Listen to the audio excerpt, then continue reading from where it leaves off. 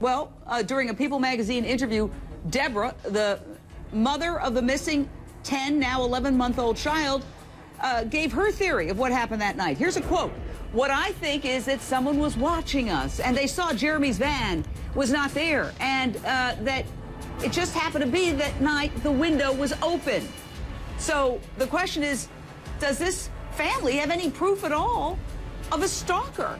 Well, I want to go back to Detective Kevin Bain, Kansas City Police Coordinator for Crime Stoppers. I understand you've gotten hundreds and hundreds of tips. Tell us about it. Well, that's correct. When the abduction originally took place, we're basically the repository for that type of information, and to date, we've received over 400 tips to our hotline related to baby Lisa's disappearance. How do you tell if it's a good tip or a bad tip? Well, that's not really our job. We take in the information and we forward it on to the detectives that are actually on the ground working the case. They will prioritize that information. Who are the people who are calling? Who are the people who are calling? Just citizens? They just pick up the phone, they say, hey.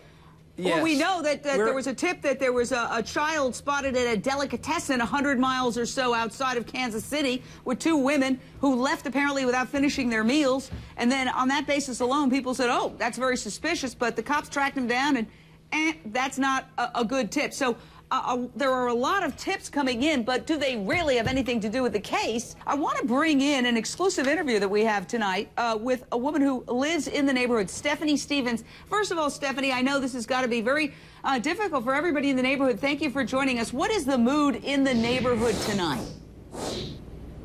Mostly people are in shock that something like this would happen in this area because it's a relatively quiet area. And do you fear, maybe for your own children? We don't know what happened. We don't know who's responsible. So are people keeping their kids indoors? No, they're not. The kids are still out running around, but I think they're a little bit more vigilant about their surroundings and what's going on, and they're paying more attention to the people in the neighborhood.